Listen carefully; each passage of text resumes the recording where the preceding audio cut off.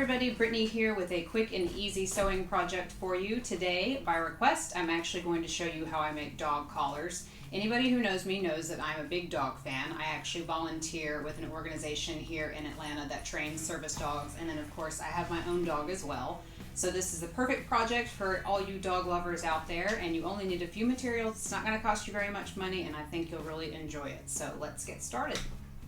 Alright, so the first thing you're going to need to do to start this project is you're actually going to need to get a loose measurement of your dog's neck. So in my dog's case, her neck is about 17 inches around. So what we're going to do with that is for the pretty decorative fabric that you're actually going to see, you're going to add 11 inches to that measurement. So this is actually 28 inches long, and it's about 3.5 to 3 3/4 inches wide for our decorative fabric. And so what I like to do is I like to use like fabric. So this is 100% cotton fabric, and I'm also using 100% cotton webbing. This is what's actually going to give it structure on the inside. I love this webbing from Country Brook Design. I've used it for a lot of different collars and it holds up really, really well. And I always hand wash my collars and they hold up beautifully with using the cotton fabric and then the cotton webbing. So something else you're going to use, this isn't necessarily needed for the project, but I just think it makes the last few steps a little bit easier. I'm actually using an iron-on hem tape, and you'll see where we use this later, so I'm not going to get into that right now. And then lastly, hardware. You can buy hardware kits from craft stores and things like that, but I actually like to use hardware from this company called Ohio Travel Bag. Their hardware is amazing. So they have a lot of different finishes. I like the antique brass finish, and so what you're actually going to need for this is a swivel hook. So I use a swivel hook instead of the standard plastic clasp that has the 3 prongs on the end of it. And it's actually going to attach to this double bar D-ring, so that's actually how the collar is going to close. And then you're also going to need a slider for adjusting the collar. And then you're also going to need a D-ring. This is oftentimes used for hooking on a leash or hooking on dog tags. These are all at 1 inch measurement, so the collar is going to be about 1 inch. The webbing is 1 inch. So now let's head over to the sewing machine. Alright, so a couple tricks before we actually stitch the webbing to the decorative fabric. I think it's always a good idea to press down your outer edges about 1/4 inch or so, and really you can see why. This fabric is pretty prone to fraying, and you don't want any frayed or raw edges on this collar. And so on this edge it doesn't matter where we're actually stitching down the webbing to the decorative fabric, because this is going to be covered up as we start wrapping the fabric around. So what I've done is I've actually placed the webbing about 1 inch below this folded over edge here. And definitely always use pins when you're sewing. You don't want things to slip. And in this case, we really don't want this to slip because it's a stripe and we don't want it to skew. So just about every 4 to 5 inches, place a pin. And then at the end, you will also notice that we have even more excess on this end. And it's because we do not want this, the bulkiness of the webbing to be folded over when we attach our hardware on this side. So let's head over to the sewing machine. Okay, so I've got my presser foot down and my needle is actually in both of my fabrics, and I have the needle in and the fabric lined up just shy of the 3/8 of an inch. And this stitch really doesn't matter how close to the edge or end you actually get. You really just want to attach the webbing to the decorative fabric at this stage, and you're not going to see this stitch anyway, so if it's a little bit uneven, no worries. So let's actually go ahead and get started. Alright, so we're coming to the end. There we go. Alright, so you can see it's stitched down, not too difficult, really quick little stitch there. And so now let's actually wrap the fabric around the webbing. Okay, so next we are now at the ironing board, and we're actually going to start folding over our webbing. So the webbing is actually going to get concealed at this stage. So this is really easy. Just fold this over towards that other edge, and then you'll actually press this down with your iron. So we'll do that real quick.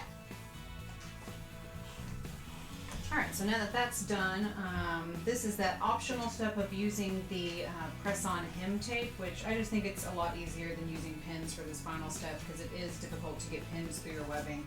So I do have a piece that is about the width of the webbing, and I'm just going to place it on this one edge that's been folded over, and then I'm going to fold over the opposite end.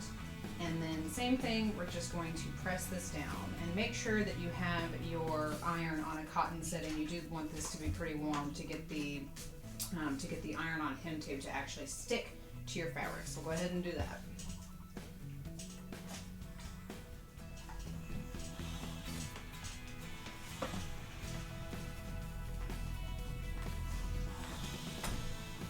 Alright, so now we finished ironing and you can see that the webbing is completely covered up. So this is actually going to be the underside where this small little seam is going to be. You're really not even going to notice it. But now let's head back over to the sewing machine so I can show you how to attach the hardware. So one detail before we attach our hardware, we are going to stitch along the edges here, and that's just to make sure that the fabric doesn't shift at all. So I have my needle going in about 3/16 of an inch from the edge. I know that's oddly specific, but it's just what happens to work really, really well. So I'm just going to lower my needle and we will just stitch along this edge and do this for both sides.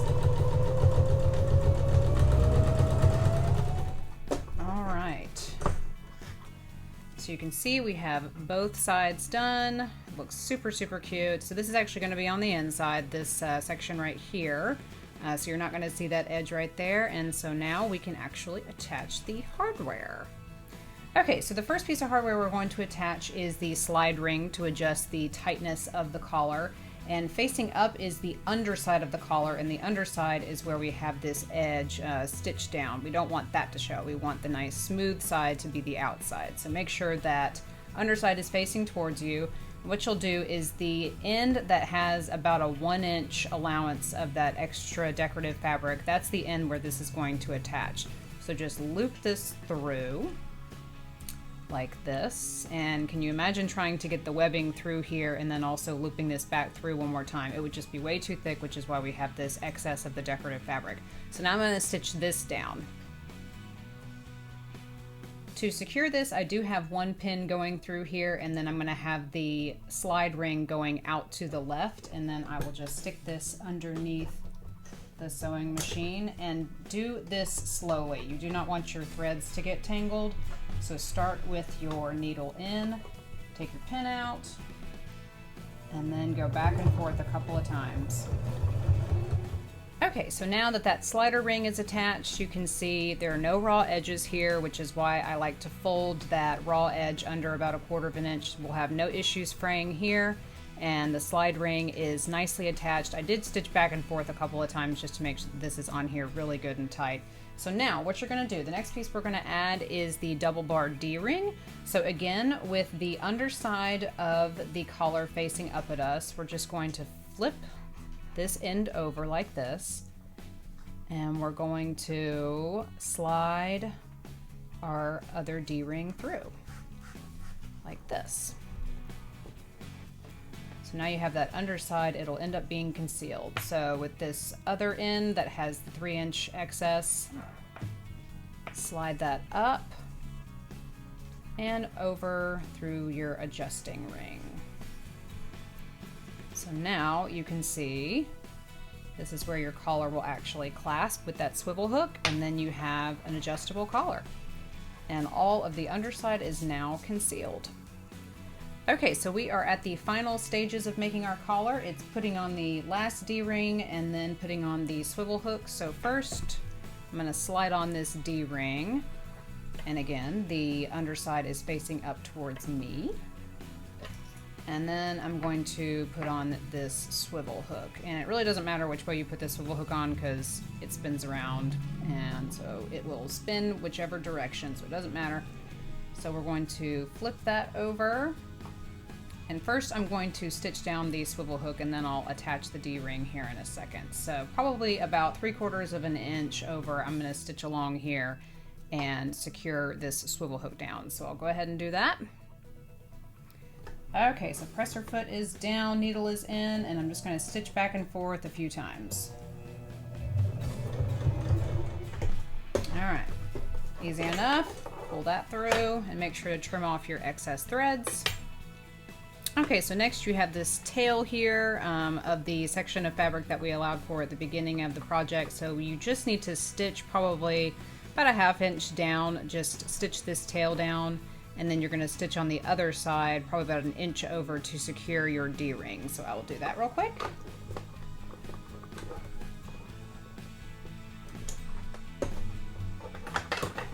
All right, and again, trim off those excess threads. Okay, you should be very proud of yourself. You are at the last step, which is putting the final stitch in to secure the D-ring from going back and forth, because you can see we actually have a pretty big space right here. So I'm going to push the D-ring over to the end where we have the tail stitched down.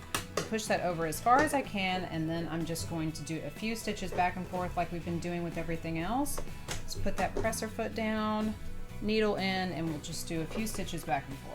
Okay, so our D-ring is attached, all the hardware is nice and secure, and we have a completed collar. Give yourself a hand. You just made a custom collar for your furry friend.